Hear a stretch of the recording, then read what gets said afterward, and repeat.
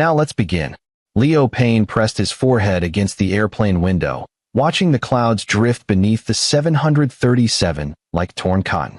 Somewhere below, spread across the American Southwest, were the subjects of his latest documentary, 3 women who'd escaped a polygamous compound and were rebuilding their lives.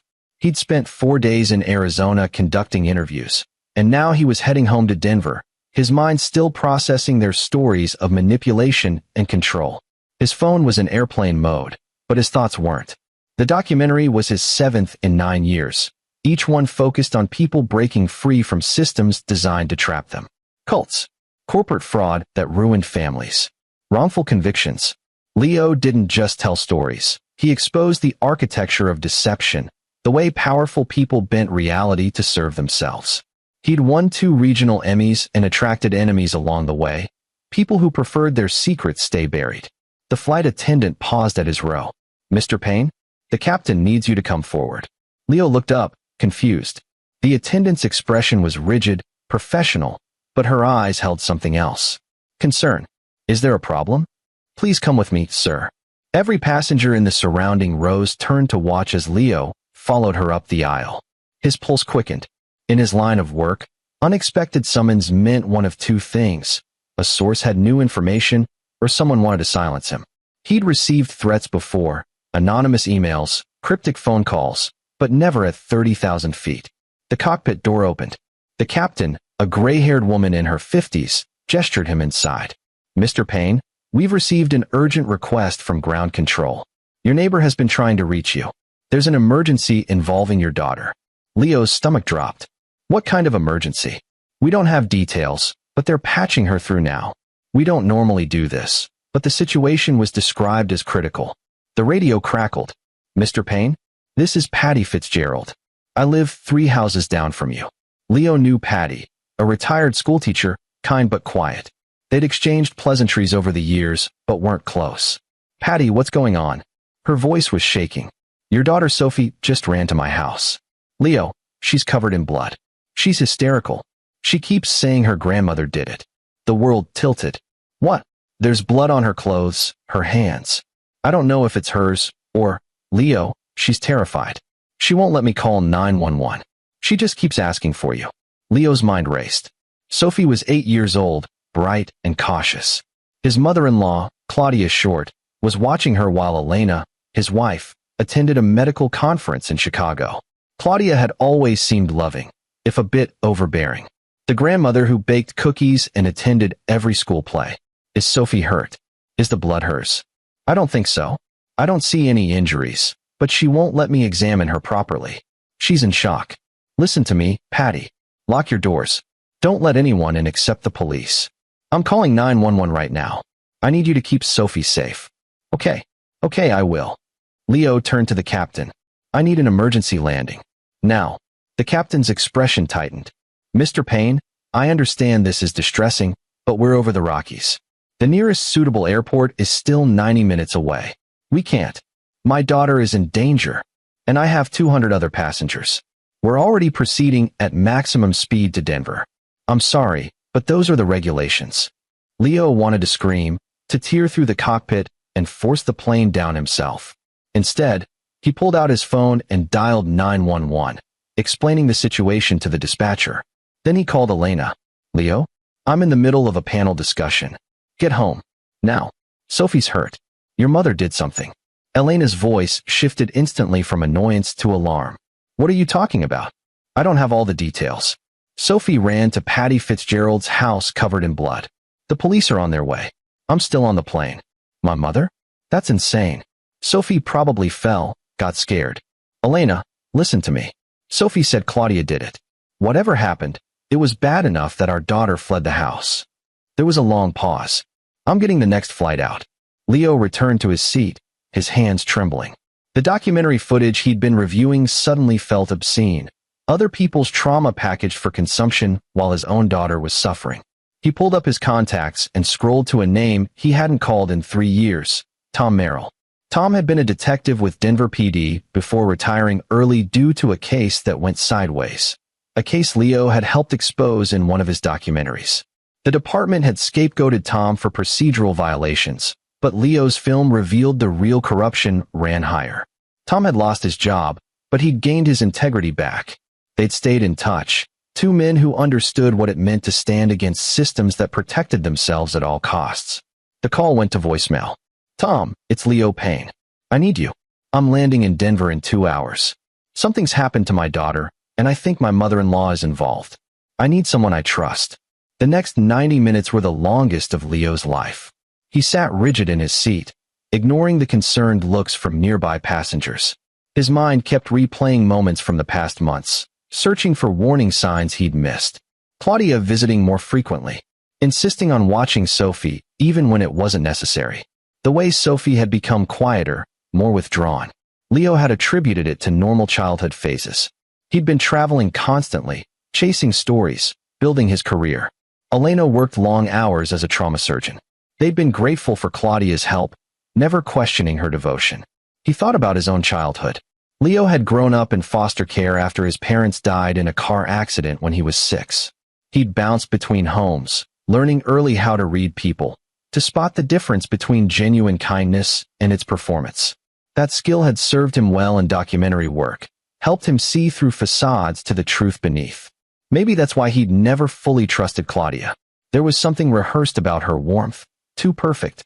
But Elena adored her mother, and Leo had convinced himself his suspicions were just baggage from his own past. The plane finally descended.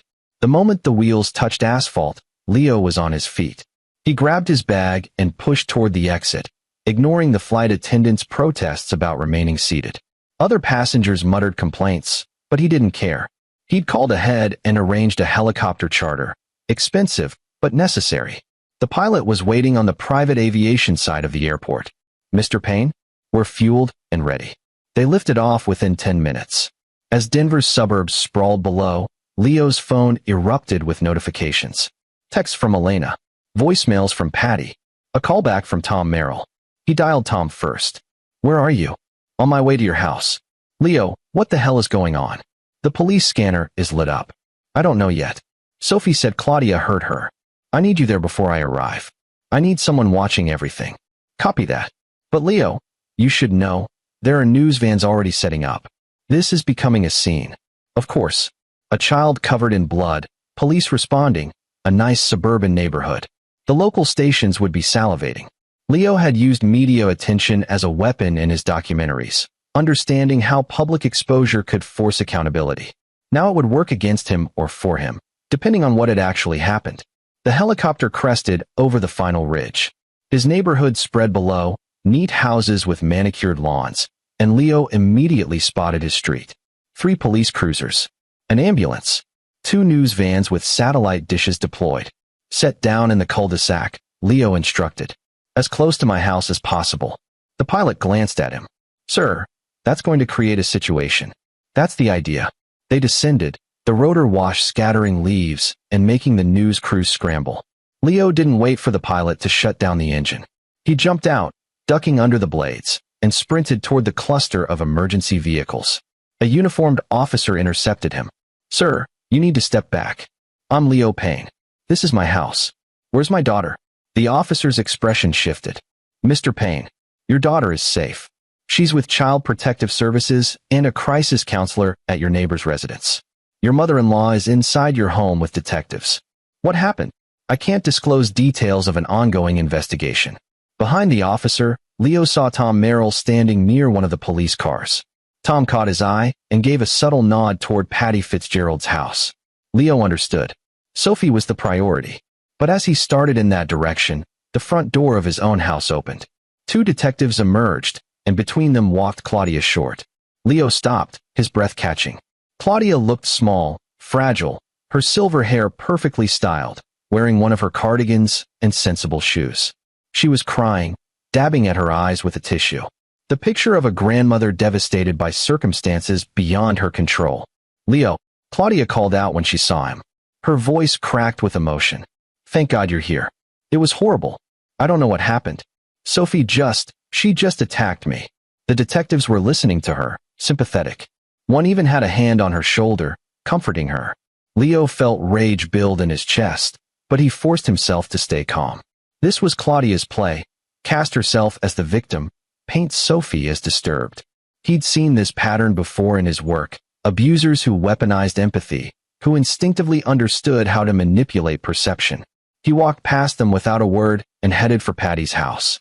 Behind him, he heard Claudia call out again, her voice pitiful. "Leo, please, you have to believe me. I would never hurt Sophie. Never." The words made his skin crawl, because they were exactly what guilty people said.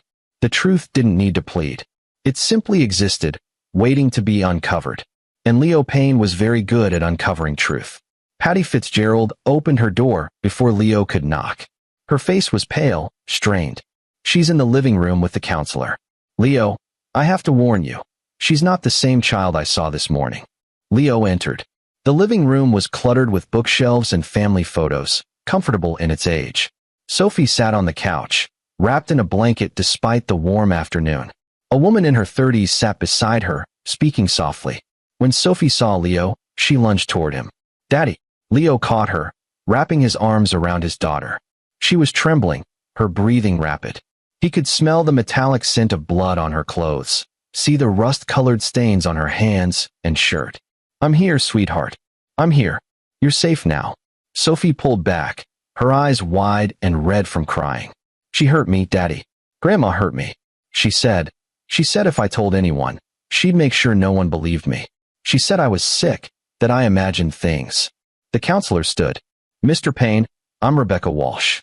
I specialize in trauma cases involving minors. Your daughter has experienced something significant, but she needs time to process before a formal interview." Leo looked at Sophie's face, searching for physical injuries. Was she checked by a paramedic? Yes. She has some bruising on her arms, defensive wounds consistent with trying to protect herself. But the blood appears to be from the other individual. "Claudia." Rebecca nodded. "Your daughter says she was defending herself. That her grandmother became violent when Sophie refused to take medication." "What medication?" Sophie's voice was small. "Pills. Grandma's been giving me pills every day for 3 months. She said they were vitamins, that Mom wanted me to take them. But they made me feel weird. Dizzy. Today I said I didn't want to take them anymore, and she got angry." Leo's mind was already making connections. Pills that made a child dizzy.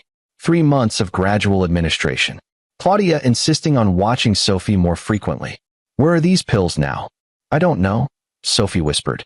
After I pushed her away and ran, I just kept running."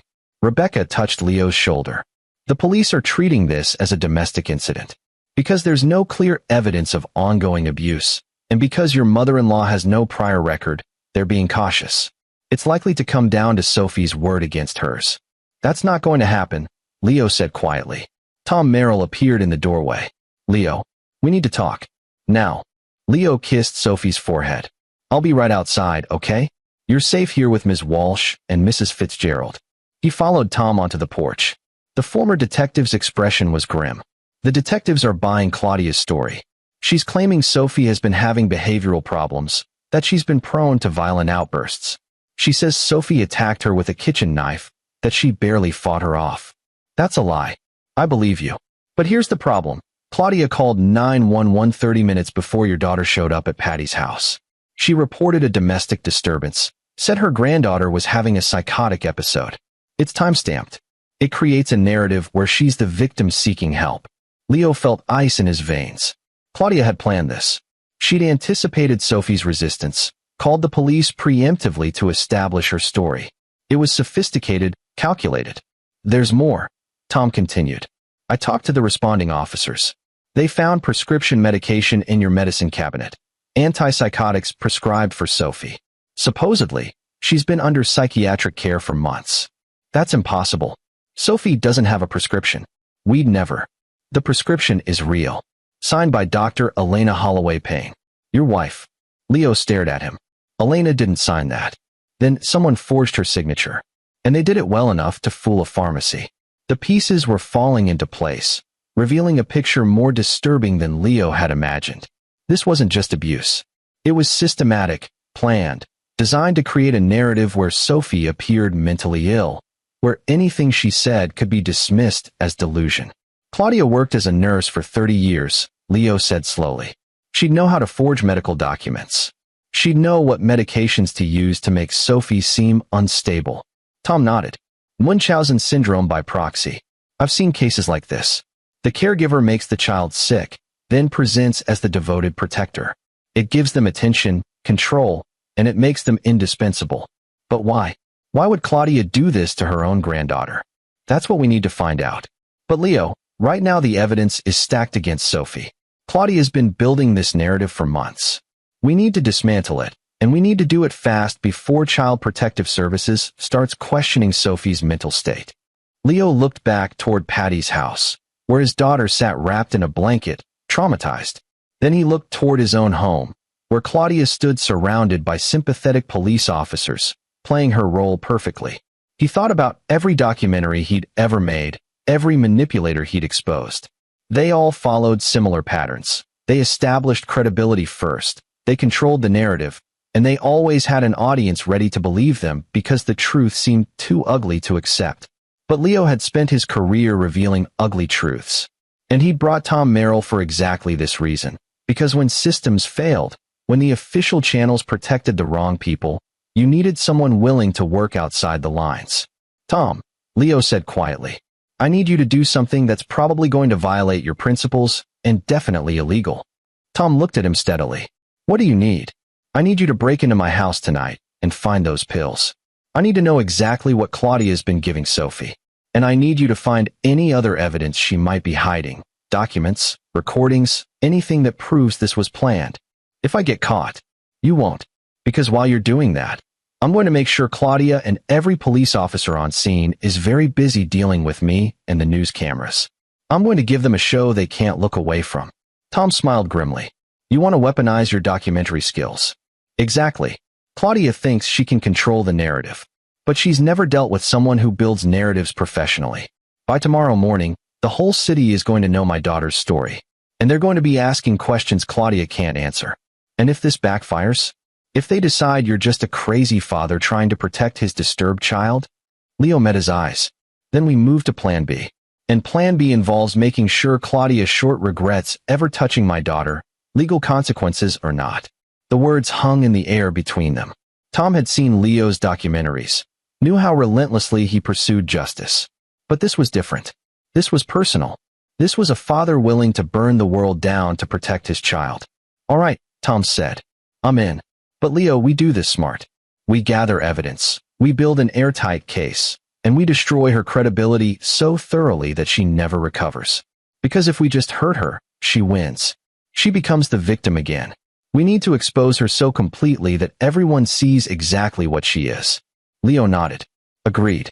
So let's get to work. They turned back toward the street, where news cameras were still rolling, capturing every moment of the unfolding drama. Leo walked toward them deliberately, knowing this was the beginning of a very public battle. Claudia had made a mistake by involving the media, by creating a spectacle, because spectacles were Leo's specialty. A reporter thrust a microphone toward him. Mr. Payne, can you tell us what happened here today? Leo looked directly into the camera, his voice steady and clear. My 8-year-old daughter was assaulted by someone she trusted. She defended herself and fled to safety. Now that person is trying to paint my daughter as mentally disturbed to cover up their own abuse. Over the next few days, I'm going to prove exactly what happened, and I'm going to make sure the person responsible faces full accountability. That's not a threat. It's a promise. Behind the reporter, Leo saw Claudia's expression change, the mask of victimhood slipping for just a second, revealing something cold beneath. She recognized the challenge. She understood this wasn't going to be a simple matter of her word against a child's. This was war. And Leo Payne was very good at war. Elena Holloway Payne arrived at 10 p.m., her flight delayed by weather. Leo met her in Patty Fitzgerald's driveway. His wife looked exhausted, still wearing her conference badge, her surgical precision visible even in crisis. She cataloged the scene methodically before speaking. Where's Sophie? Inside. Asleep. Rebecca Walsh, the trauma counselor, gave her something to help with the anxiety. Elena's jaw tightened. And my mother? At her hotel. The police didn't arrest her. They're treating it as unclear circumstances pending investigation. Elena closed her eyes. Tell me exactly what happened. Everything. Leo recounted Sophie's call, the blood, Claudia's preemptive 911 call, the forged prescription. With each detail, Elena's expression grew more stricken. When he finished, she was silent for a long moment. I should have seen it, she said finally. My mother, she was always intense when I was growing up. Overprotective. There were times when I'd get sick, and she'd seem almost happy about it. Attentive in a way that felt wrong. My father left when I was 12. Just disappeared one day. Mom said he abandoned us, but what? There were bruises on her arms sometimes. She said she was clumsy, that she fell. After Dad left, she focused everything on me. Every illness, every scrape, she was there. Always there. When I went to college, she called 3 times a day. When I met you, she was furious. Said you'd take me away from her. Leo took Elena's hand. Did she ever hurt you? Not directly, but there were times I felt sick, dizzy, couldn't concentrate. It got worse when I tried to be independent, better when I stayed close to her. I thought it was anxiety. But what if she was dosing me too? What if she's been doing this for decades? The implication was staggering.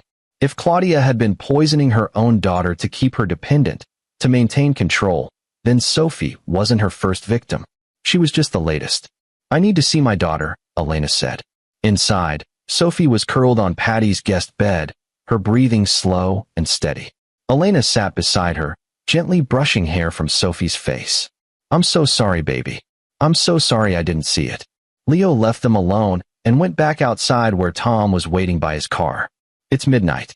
The street's finally clear. Police patrols will pass by hourly. You've got maybe 45 minutes. Tom had changed into dark clothes, his lockpick set in his jacket. I'm going in through the back. Your home security system. Disabled it remotely. The code is 7283 if it asks. Sophie's room is upstairs, second door on the right. Claudia was staying in the guest room at the end of the hall. That's where I'd start. What am I looking for besides the pills? Anything that shows premeditation. Journals, calendars, medication logs. Claudia's meticulous. If she's been planning this, she'll have records. Tom nodded and melted into the shadows between houses. Leo watched him go, then returned to Patty's living room. Elena was sitting on the couch, staring at nothing. I called the hospital, she said quietly. Check my prescription records. There are 3 prescriptions in my name I never wrote. All for Sophie. Antipsychotics, sedatives, mood stabilizers. They were filled at a pharmacy across town, somewhere I never go. She's been doing this for months. 3 months. Right after I took on extra shifts in the ER. Right when I asked Mom to watch Sophie more often. Elena's voice broke. I handed our daughter to her. I made it easy. You couldn't have known. I'm a doctor, Leo. I should have noticed the symptoms. Sophie being tired all the time, complaining about headaches, her grades dropping. I attributed it to stress from my schedule. But those are side effects of the medications Claudia was giving her. Leo sat beside her. We're going to prove it. Tom's getting evidence right now. Tomorrow, I'm taking Sophie to a toxicology lab. We'll get blood work, hair samples, everything. We'll show exactly what Claudia put in her system. And if the police don't believe us, then we go public. I'll make a documentary about this. Every news outlet in the country will want the story. Emmy-winning filmmaker exposes abuse by his own mother-in-law. Claudia thinks she can control the narrative, but she's never dealt with someone who does this professionally. Elena looked at him. My mother is dangerous, Leo. If she's been doing this as long as I think, she's gotten away with it for decades. She won't go down easily. Neither will I. They sat in silence for a moment. Then Elena said, there's something else. Something I never told anyone. When I was 15, I had a friend named Sherry Hansen. We were close. She'd come over for sleepovers, and my mother would cook for us, bake treats. Sherry started getting sick, stomach problems, dizziness, fatigue. Her parents took her to specialists, but no one could figure out what was wrong. Did the symptoms stop? Yes. After I told Mom I didn't want Sherry visiting anymore. We'd had a fight, typical teenager stuff. Sherry stopped coming to our house, and within weeks, she was healthy again. I never made the connection until tonight. Leo felt cold spreading through his chest. Claudia poisoned your friend. I think so, and I think she's done it to others. Anyone who threatened her control over me, or later, over Sophie. She's been getting away with this for decades because she's smart enough to keep it subtle, to never cross the line into something prosecutable. Until tonight. Tonight she panicked. Sophie refused the medication, probably fought back, and Claudia lost control. She got sloppy. Elena nodded. Which means she's vulnerable now. For the first time, she made a mistake. and we're going to exploit it. 40 minutes later, Tom knocked softly on Patty's back door. Leo let him in. Tom's expression was grim as he pulled out an evidence bag containing a prescription bottle. Risperidone, an antipsychotic, strong enough to make a child seem delusional if overmedicated. The prescription is dated 3 months ago, signed by Elena, filled at a pharmacy in Aurora. What else? Tom pulled out his phone, showing photos. A journal, hidden in Claudia's suitcase. Detailed logs of every medication dose, every symptom Sophie exhibited, every time she complained or seemed suspicious. It reads like a clinical trial. Leo looked at the photos. Claudia's handwriting was neat, almost cheerful as she documented her granddaughter's deterioration.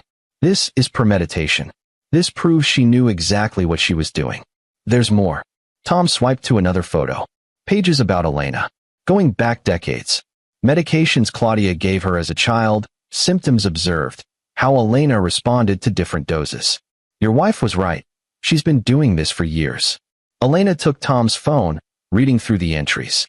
Her hands were shaking. She documented everything. Every time I was sick, every time she kept me home from school. It was all her. She made me dependent on her. And she was doing the same thing to Sophie, Leo said. Creating a situation where Sophie would seem unstable, where Claudia would be the indispensable caregiver. Tom put the evidence bag on the table. This is enough to prosecute. We take this to the DA tomorrow, along with Sophie's testimony and medical evidence. Claudia goes to jail. But Leo was shaking his head. That's not enough. Leo, she gets a good lawyer. She's out in 5 years. Maybe less if she plays the sick elderly woman card. She gets to live out her life with the possibility of freedom while my daughter has to live with trauma. That's not justice. Elena looked at him. What are you thinking? Leo stood and walked to the window, looking out at his dark house. Claudia's entire identity is built on being the devoted mother and grandmother. She craves admiration, respect. That's why she does this. It makes her feel necessary, important. Taking that away from her, destroying her reputation so completely that everyone knows what she is, that's worse than prison. A documentary, Elena said. Not just a documentary. A complete exposure. Medical experts explaining Munchausen by proxy. Interviews with Sophie, with you about your childhood. Evidence of the poisoning. Claudia's journal entries read aloud. By the time I'm done, her name will be synonymous with abuse. She'll never be able to show her face in public again. Tom leaned against the counter. The DA might not like you releasing evidence publicly. Then we give them first crack. We hand over everything, let them file charges. While that's pending, I release the documentary. Once it's out there, once the public sees exactly what she is, no jury will ever acquit her. And even if somehow she beats the charges, she's still finished. Her life, her reputation, everything she valued, destroyed. Elena was quiet for a long moment. Then she nodded. Do it. I'll participate. I'll tell my story. The world needs to know what she is. Leo looked at Tom. I need the journal. The original, not just photos. Can you make that happen? That's evidence tampering. I know. I'm asking anyway. Tom met his eyes. There was a long pause. Then he pulled out another evidence bag, this one containing a small leather journal. I made high-resolution scans of every page. The originals are here. As far as anyone knows, I was never in that house. If questioned, I'll deny everything. This could cost you. I know what it could cost. I also know what Claudia did. Sometimes the system protects the wrong people, and someone has to step in. You stepped in for me when my department hung me out to dry. Now I'm returning the favor. Leo took the journal. The leather was soft, expensive. Claudia had taken care with this, kept it pristine. Inside were years of abuse, documented in neat handwriting. It was damning. It was perfect. Thank you, Leo said simply. Tom nodded. What's your timeline? Fast. Tomorrow I take Sophie for medical tests. Document everything. I'll reach out to experts I've worked with before, psychologists, medical examiners, people who can explain Munchausen by proxy on camera. I'll interview Elena, get her testimony on record. Day after tomorrow, I submit everything to the DA. While they're processing the case, I edit the documentary. 1 week, maybe less. Then it goes live on every platform I can access. Claudia will see it coming. She might run. Let her run. That just makes her look guilty. And wherever she goes, this will follow her. There's no hiding from the internet. Elena stood. I need to check on Sophie. Make sure she's sleeping peacefully. After she left, Tom said quietly, "You know this is going to get ugly. Claudia's not going to just accept exposure. She'll fight back. I'm counting on it. Every defense she makes, every lie she tells, I'll document it all. The more she struggles, the more obvious her guilt becomes. She's trapped, and she doesn't even know it yet. And if she tries to hurt Sophie again?" Leo's expression hardened. "Then we move past documentation and into protection. I've got resources, Tom. People I've worked with over the years, sources who owe me favors. If Claudia becomes a threat, she'll disappear into a legal nightmare that never ends. Investigations into her past, her medical career, every patient she ever treated, will make her life so miserable she'll beg for jail just to escape scrutiny." Tom smiled slightly. "You've really thought this through.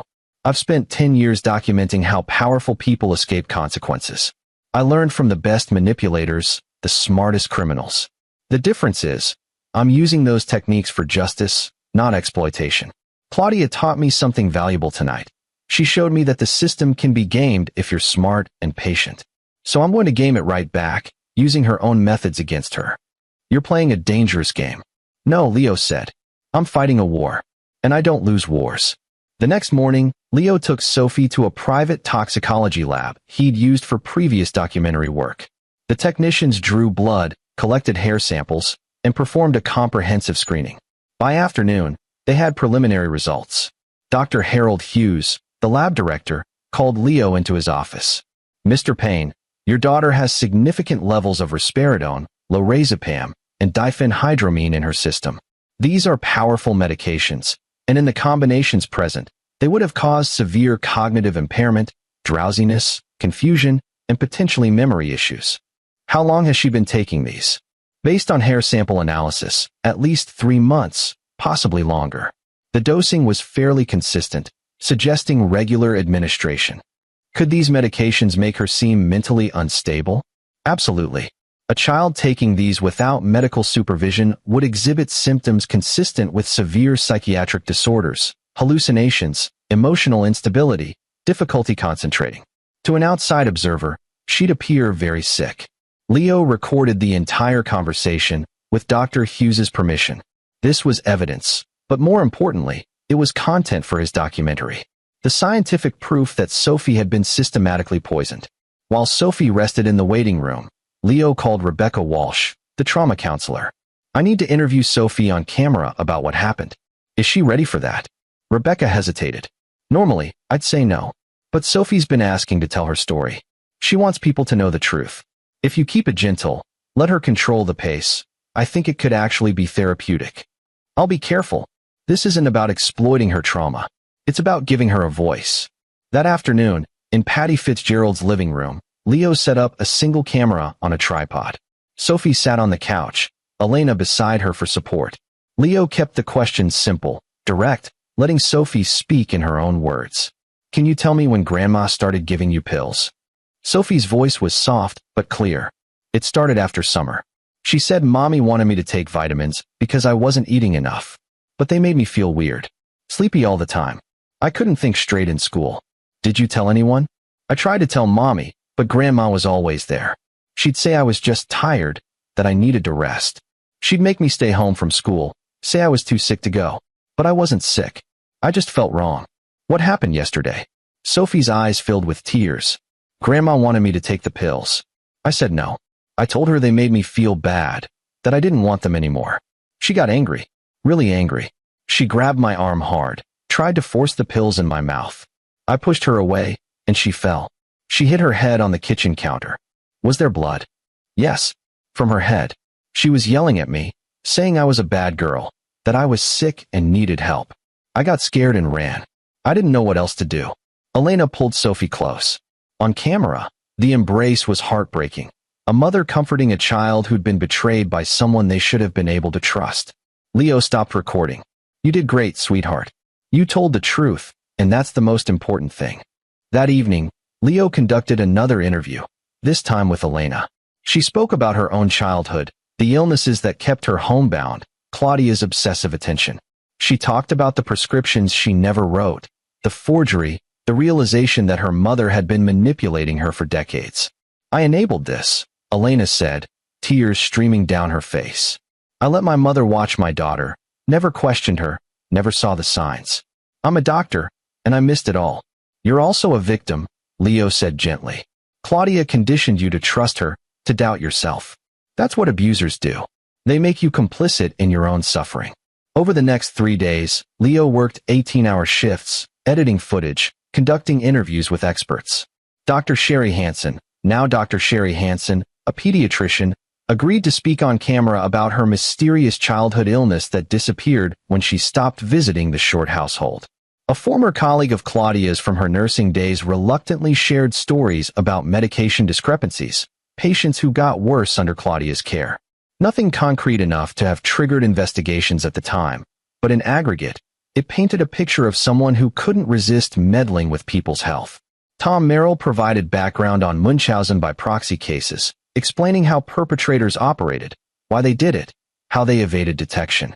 He never mentioned the journal, never revealed his role in obtaining evidence, but his expertise added critical context. By day 4, Leo had a rough cut of the documentary. 38 minutes of devastating testimony, medical evidence, and expert analysis. He titled it The Devoted Grandmother, a study in systematic abuse. On day 5, Leo and Elena went to the Denver District Attorney's office with Tom. They brought Sophie's medical records, the toxicology reports, and copies of the forged prescriptions. They brought witness statements from Patty Fitzgerald and Rebecca Walsh. They brought photos of Sophie's injuries. They did not bring Claudia's journal. That was insurance, held back in case the DA declined to prosecute. The assistant district attorney assigned to the case, James Fry, listened carefully. He reviewed the evidence, asked pointed questions, and finally leaned back in his chair. This is compelling.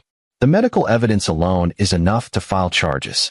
Elder abuse statutes don't apply since the victim is a minor, but we can pursue child abuse, assault, administering harmful substances, and reckless endangerment. The forged prescriptions add fraud to the list. What about the historical abuse? Elena asked. What she did to me as a child. James shook his head. Statute of limitations has expired. We can reference it for pattern evidence, but we can't file separate charges. However, the pattern strengthens the current case significantly. When will you arrest her? Leo asked. We'll issue a warrant today. Mrs. Short will be taken into custody by end of business. Leo nodded. And once she's arrested, the case becomes public record? Yes. Why? Because I'm releasing a documentary about this case. It includes interviews with my daughter, my wife, expert testimony, and medical evidence. I wanted to give you first crack at prosecution before it goes public. James's expression tightened. Mr. Payne, I'd prefer you didn't release anything that might prejudice potential jurors. I understand your concern, but my daughter deserves to have her voice heard, and the public deserves to know how someone like Claudia Short operated for decades without detection. I'm releasing the documentary in 48 hours. That could compromise the prosecution, or it could ensure you get a conviction because the jury pool will understand the context and pattern of abuse. Either way, I'm releasing it. I wanted to give you advance notice out of professional courtesy. James looked at Tom, who shrugged. He's not my client. I'm just here as a witness. Fine, James said. But if this blows up in your face, don't come crying to me. It won't blow up, Leo said. Because everything in that documentary is true, verifiable, and designed to withstand scrutiny. I've been making documentaries for a decade. I know how to build a case that holds up. They left the DA's office and drove back to Patty's house. On the way, Elena said, what if Claudia doesn't get convicted? What if a jury decides there's reasonable doubt? Then we move to plan B, which is, we make her life unlivable. Every employer who considers hiring her sees the documentary. Every landlord who might rent to her sees the documentary. Every friend, every acquaintance, every person she tries to interact with, they all see the documentary. She becomes a pariah, unemployable, unhousable. She lives out her days in complete isolation, knowing that everyone knows what she is. Elena was quiet for a moment. That's cruel. Not as cruel as what she did to Sophie. Not as cruel as what she did to you. Claudia made choices. She chose to hurt people for her own gratification. Now she gets to live with the consequences. That evening, Claudia was arrested at her hotel. The booking photo showed her looking small and frightened, nothing like the composed grandmother from a week ago. Leo saw it on the local news and felt no satisfaction, only cold determination. The next day, Leo uploaded The Devoted Grandmother to YouTube, Vimeo, and his professional website. He sent copies to every news outlet in Denver, along with a press release. Within hours, it had been picked up by local stations. By the next morning, national outlets were calling. The documentary went viral. Within 48 hours, it had 3 million views. Comments poured in, thousands of them. Support for Sophie, rage at Claudia, questions about how this could have gone undetected for so long. News crews camped outside the jail where Claudia was being held. Her bail hearing became a media circus.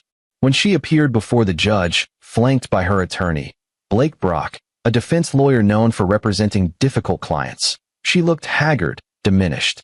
Blake argued for reasonable bail. "Your Honor, my client is a 67-year-old woman with no prior record. She's not a flight risk. The allegations, while serious, are disputed. We believe the evidence will show this is a misunderstanding blown out of proportion by a documentary that's been viewed millions of times," the judge interrupted. "Counselor, your client is accused of systematically poisoning her granddaughter. The medical evidence is substantial. I'm setting bail at $500,000. Blake's face reddened. "Your Honor, that's excessive." Motion denied. Next case. Claudia was returned to custody. As they let her out, she looked directly at Leo, who was sitting in the gallery. Her expression was no longer pitiful or frightened. It was pure hatred. Good, Leo thought. Let her hate me. Hatred means she's starting to understand she's not in control anymore. Over the next 2 weeks, Claudia's story dominated local news. The documentary continued spreading, picked up by larger platforms. Streaming services reached out to Leo about expanding it into a limited series. Publishers wanted book rights. But Leo wasn't interested in profit. He was interested in justice.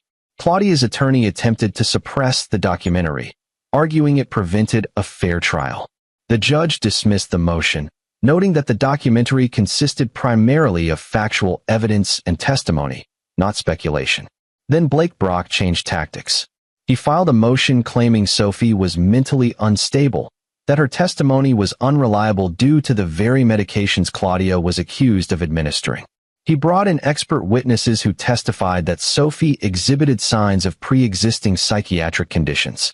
It was a bold strategy, weaponized the abuse itself to discredit the victim. Leo knew this was coming. He'd seen defense attorneys use similar tactics before.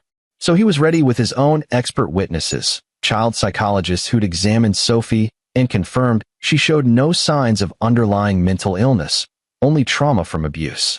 The pretrial hearings became a chess match, each side maneuvering for advantage.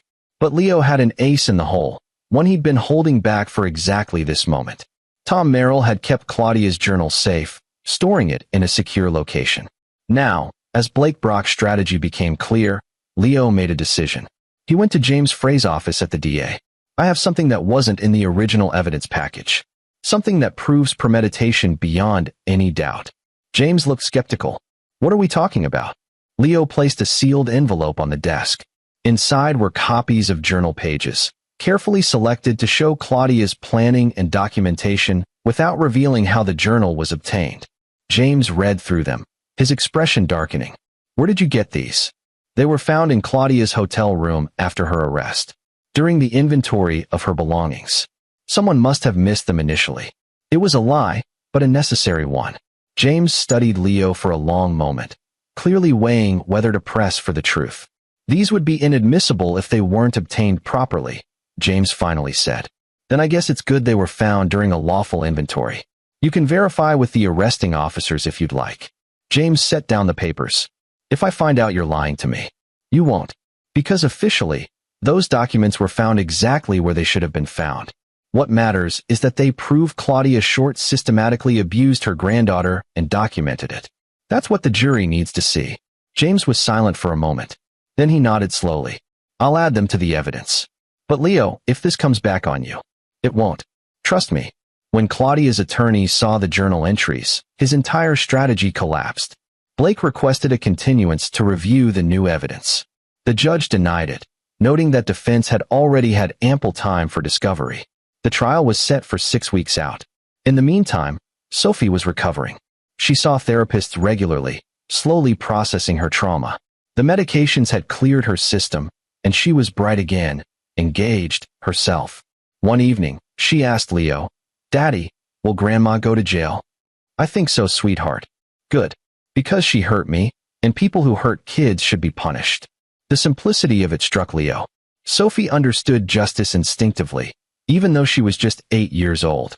She knew that actions had consequences, that abuse couldn't be excused or explained away. "You're right," Leo said. "And I promise you, one way or another, Grandma will face consequences for what she did." "Are you going to make another documentary about this?" "Do you want me to?" Sophie thought for a moment. "I want other kids to know they can tell the truth. Even if adults don't believe them at first. I want them to know someone will listen. Then that's what I'll do." The trial began on a Monday morning in late summer. The courtroom was packed with media, spectators, and families of other Munchausen by proxy victims who'd reached out to Leo after the documentary aired. Claudia sat at the defense table looking frail, playing her part. But when Sophie took the stand, everything changed. Leo had prepared her, taught her how to speak clearly, how to stay calm under pressure. Sophie wore a simple dress, her hair pulled back, looking younger than her 8 years. Brock had to be careful. Attacking a child too aggressively would alienate the jury. Sophie told her story simply, without embellishment. She explained the pills, the way they made her feel, how she tried to refuse and Grandma got angry. She described pushing Claudia away, the blood, running to Mrs. Fitzgerald's house. Blake's cross-examination was gentle but pointed. "Sophie, isn't it true that you sometimes have trouble remembering things?" "When I was taking the pills Grandma gave me, yes." "And isn't it possible you're confused about what happened? That maybe you fell and hurt yourself, and Grandma was trying to help?" Sophie looked directly at him. "No, I remember everything. Grandma hurt me because I wouldn't take her pills anymore. But you were on medication that can cause confusion, hallucinations. Medication Grandma gave me without my parents' permission. That's not my fault. That's hers." A murmur ran through the courtroom. Even Blake seemed taken aback by the clarity of Sophie's response. This wasn't a confused child. This was a survivor who knew exactly what had happened to her. The prosecution called Dr. Hughes to testify about the toxicology results. Then Elena took the stand, describing her own childhood illnesses, the patterns she'd missed until it was too late. Then Sherry Hansen, explaining her mysterious childhood illness that disappeared when she stopped visiting the short home. The evidence piled up, piece by piece, building an undeniable picture of systematic abuse spanning decades. Blake tried to discredit the journal entries, arguing they could have been fabricated. But handwriting experts confirmed they were written by Claudia. Date stamps on photos she'd taken of Sophie, photos found on her phone, matched the journal entries, creating a timeline that corroborated everything. The prosecution's closing argument was devastating. Claudia Short is not a devoted grandmother. She's a predator who used her medical knowledge to systematically poison a child for her own gratification. She documented it. She planned it. She executed it with precision. And when her victim finally fought back, she tried to paint that victim as mentally ill. This is not a grandmother who made a mistake. This is an abuser who almost got away with it. Blake's closing argument focused on reasonable doubt, suggesting the evidence was circumstantial, that Sophie's memory couldn't be trusted. But his heart wasn't in it. Even he knew the evidence was overwhelming. The jury deliberated for 6 hours. When they returned, the forewoman stood and read the verdict. Count 1, child abuse. We find the defendant guilty. Count 2, assault. We find the defendant guilty. Count 3, administering harmful substances. We find the defendant guilty. Count 4, reckless endangerment. We find the defendant guilty. Count 5, fraud for forging prescriptions. We find the defendant guilty. Claudia showed no emotion, but her hands gripped the defense table so hard her knuckles turned white. The judge set a sentencing date for 2 weeks later. As they led Claudia out, she looked at Leo one final time. Her mask was completely gone now. What remained was something cold and calculating, a predator who'd been caught, but would never admit guilt. Leo didn't flinch. He held her gaze until the bailiffs led her away. Sentencing day arrived with less media fanfare than the trial. Most of the reporters had moved on to other stories. But Leo was there, sitting in the gallery with Elena and Sophie. Tom Merrill sat beside them. The judge reviewed Claudia's file. "Mrs. Short, You have been convicted of multiple serious crimes against your own granddaughter. The evidence showed a pattern of systematic abuse designed to make a child appear mentally ill. This is among the most disturbing cases I've encountered in my 30 years on the bench. Claudia stood, her attorney beside her. Your Honor, I'd like to make a statement. The judge nodded. Claudia turned to face the courtroom. I love my granddaughter. Everything I did was out of concern for her well-being. I made mistakes, yes, but I never intended harm. I hope someday Sophie will understand I was only trying to help. The words were perfectly calculated, an admission of error without accepting guilt, playing the misunderstood grandmother until the very end. Sophie stood up. That's a lie. The judge looked surprised. Young lady. She's lying, Sophie said clearly. She didn't love me. She liked controlling me. She liked making me sick because it made her feel important. She wrote about it in her journal. She knew exactly what she was doing. Leo put a hand on Sophie's shoulder, but he didn't stop her. This was her moment. Sophie continued, and she'll never get to hurt me again, or anyone else, because everyone knows what she is now. That's what she really hates, not the punishment, but that people know the truth. The courtroom was silent. Claudia's expression flickered, just for a second, revealing rage beneath the grandmother mask. The judge cleared his throat. I'm not accustomed to hearing from victims at sentencing, but in this case, I think the young lady has earned the right to speak. Mrs. Short, based on the severity of your crimes and the pattern of abuse spanning decades, I'm sentencing you to 20 years in prison, with no possibility of parole for 15 years. Additionally, you'll be required to register as a child abuser, and you're prohibited from any contact with minors for the rest of your life. 20 years. At 67, Claudia would be 87 before she could even hope for parole. Effectively, a life sentence. As the bailiffs approached to take her into custody, Claudia finally broke. This is wrong. I'm not a criminal. I'm a victim of a media witch hunt. That documentary, it poisoned everyone against me. The judge's expression hardened. Mrs. Short, the documentary simply presented evidence. It was your own actions, documented in your own handwriting, that convicted you. Take her away. They led Claudia out, her composure shattered, her voice echoing down the hallway as she screamed about injustice. Leo felt Elena take his hand. Sophie leaned against him. After weeks of fighting, it was finally over. Outside the courthouse, reporters were waiting. Leo made a brief statement. Justice was served today. My daughter can finally begin healing, knowing that her abuser will never hurt her or anyone else again. I hope this case raises awareness about Munchausen syndrome by proxy and encourages other victims to come forward. That evening, Leo, Elena, and Sophie had dinner at home for the first time since the incident. They ordered pizza, watched a movie, and slowly began to feel like a family again. Later, after Sophie was asleep, Elena asked, "What happens now?" "Now we move forward. Sophie gets therapy. We rebuild. We make sure she knows she's safe." And the documentary? Leo had been thinking about that. I'm going to expand it.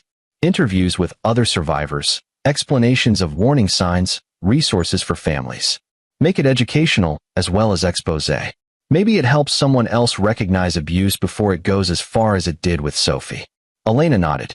My mother's entire life was about control. She couldn't stand anyone being independent, happy, free. That's why she did this. Not because she loved us, but because she needed us to need her. And now she has nothing. No control, no admiration, no power. Just 20 years to think about what she lost. They sat in silence for a moment. Then Elena said, "Do you think she'll ever admit what she did? Ever take real responsibility?" "No," Leo said. "People like Claudia never do. They can't. Admitting guilt would mean acknowledging they're not the victim, that they made choices, that they hurt people deliberately. She'll go to her grave believing she was wronged. That's sad. It is. But it's also justice. She destroyed her own life through her own actions. We didn't do this to her. She did it to herself." Over the following months, life slowly returned to normal. Sophie went back to school, made friends, joined the drama club. Her grades improved. The nightmares faded. Leo released the expanded documentary, now titled The Devoted Grandmother, Understanding Munchausen by Proxy. It became required viewing in some medical schools and child protective services training programs. He received thousands of emails from people who'd recognized similar patterns in their own lives. Parents, grandparents, caregivers who'd used medical manipulation to maintain control. Some of those emails led to investigations, to other prosecutions, to other children saved. Tom Merrill started a consulting business, helping families investigate suspected abuse cases. He and Leo worked together often, combining documentary skills with investigative expertise. Elena switched to part-time at the hospital and spent more time with Sophie, rebuilding their relationship, learning to trust again. One day, about 6 months after sentencing, Sophie asked Leo, "Daddy, do you think Grandma thinks about me in prison?" Leo considered the question carefully. "Maybe. But Sophie, what matters isn't what she thinks. It's what you think. Are you okay?" Sophie nodded. "I'm okay. I'm safe now. And I know that if something bad ever happens again, people will listen to me. Because you made sure of it." "That's right. You have a voice, and you have people who love you and will always believe you." Sophie smiled. "I'm glad you came back from that plane trip. Even though it was scary." "Me too, sweetheart. Me too." Later that night, Leo stood in his home office, looking at the awards on his shelf. Emmys, journalism prizes, recognition for his documentary work. They'd meant something once. But they meant less now than the sound of Sophie laughing in the next room, healthy and safe. He opened his laptop and looked at his current project, a film about corporate malfeasance in pharmaceutical companies. Important work, work that mattered. But he found his attention drifting to another folder, one labeled Personal Projects. Inside was footage from Sophie's school play, her birthday party, ordinary moments of ordinary life. Not dramatic, not newsworthy, but infinitely precious. Leo realized that his career had been about exposing the extraordinary evil people did to each other. But the real victory was in protecting the ordinary goodness, the simple joy of a child who felt safe, a family that trusted each other, a life lived without fear. Claudia had tried to destroy that goodness. She'd failed, and Leo Payne had made absolutely certain she'd never get another chance.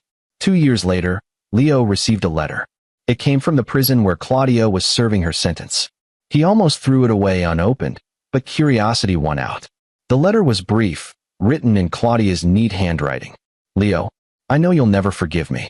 I don't expect you to, but I want you to understand something. Everything I did because I loved Elena and Sophie. I loved them so much I couldn't let them go. That love became twisted. I see that now. It became about control rather than care. I've had a lot of time to think in here. I've gone through therapy, been diagnosed with disorders I didn't know I had. The doctors say I created dependency because I was terrified of being alone, of being useless. They're probably right. I'm not asking for forgiveness. I just want you to know that I understand now what I did to my daughter and granddaughter. I destroyed the people I loved most because I couldn't handle the idea of them not needing me. You won. You got justice. But I also lost. I lost my family, my freedom, my future. And I deserve it. Tell Sophie I'm sorry. Not because it will change anything, but because it's true. Claudia." Leo read the letter twice. Then he folded it carefully and put it in a drawer. He didn't respond. Claudia wasn't owed his validation or acknowledgement. But he did keep the letter, because it was evidence that even people like Claudia could eventually face what they'd done. It didn't erase the harm. It didn't undo the trauma. But it showed that truth, relentlessly pursued and publicly exposed, had power. That night, Leo told Elena about the letter. She read it silently, tears streaming down her face. "Do you think she means it?" Elena asked. "Does it matter?" Elena thought for a moment. "Maybe not. The damage is done. Sorry doesn't fix it." "No. But acknowledgement is something. Not for her, for us. It confirms everything we knew was true. She can't hide behind denial anymore." They burned the letter that evening in the fireplace. Not out of anger, but as a ritual of closure. Claudia's apology turned to ash, carried away up the chimney, gone. Sophie came downstairs, drawn by the firelight. "What are you burning?" "The past," Leo said. "Making room for the future." Sophie nodded sagely, as if this made perfect sense. Then she curled up between them on the couch, and they watched the flames together. Outside, Denver sprawled under a clear night sky. Somewhere in that city, other families were struggling with secrets, with abuse, with systems that failed to protect the vulnerable. But in this house, in this moment, there was peace. Leo had learned something through this ordeal. Justice wasn't just about punishment. It was about restoration, about taking back power from those who'd stolen it, about giving voice to those who'd been silenced. Claudia had tried to write the story of Sophie's life, to make her granddaughter a character in a narrative of dependency and sickness. But Leo had rewritten that story. He'd given Sophie the pen, let her tell her own truth, and amplified it so loudly that no one could ignore it. That was real victory. Not revenge, but reclamation. Years later, when Sophie was in college studying psychology, she asked Leo why he'd fought so hard for her. "Because you were my daughter and you needed me," Leo said simply. "Because the system was failing and someone had to step in. Because silence protects abusers, and I refuse to be silent." Sophie smiled. "I'm glad you didn't let her win. She was never going to win. Not against you. Not against the truth. Not against someone who loved you enough to fight." Do you think about her? Sometimes. Not with hate. Not with satisfaction. Just with the knowledge that she's exactly where she belongs. Sophie nodded. "I don't hate her either anymore. I just feel sorry for her. She had everything. A family who loved her. A granddaughter who adored her. And she threw it all away because she couldn't help herself. That's very mature of you." "Well, I had good teachers. You showed me that bad things happen, but you don't have to let them define you. You fight back, you tell the truth, and you move forward." Leo hugged his daughter. "That's exactly right." As Sophie walked away, Leo reflected on how much had changed. The frightened child covered in blood had become a confident young woman studying to help others. The devoted grandmother had become a forgotten prisoner. The documentary filmmaker had become a father who understood that some stories were more important than any film. And through it all, one truth remained constant, that when faced with evil, the choice was simple. You could look away, or you could fight. You could let fear silence you, or you could speak with such clarity that the whole world heard. Leo Payne had chosen to fight, and in doing so, he'd saved more than just his daughter. He'd saved his family, his integrity, and his belief that justice, however delayed or difficult, was always worth pursuing. Claudia Short died in prison 8 years into her sentence. Leo received notification from the Department of Corrections, but didn't attend any service. Neither did Elena or Sophie. Her obituary in the newspaper was brief, listing only basic facts: date of birth, date of death, survived by no immediate family. The comments section filled with people recounting the documentary, discussing the case, remembering her not as a person, but as a cautionary tale. That, Leo thought, was the real punishment. Not prison, not death, but being remembered only for the worst things she'd done.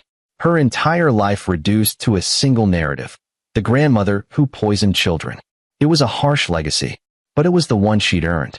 Leo sometimes wondered if he'd been too harsh, if the public exposure had been cruel. But then he'd see Sophie thriving, happy, successful, unburdened by the trauma that could have destroyed her.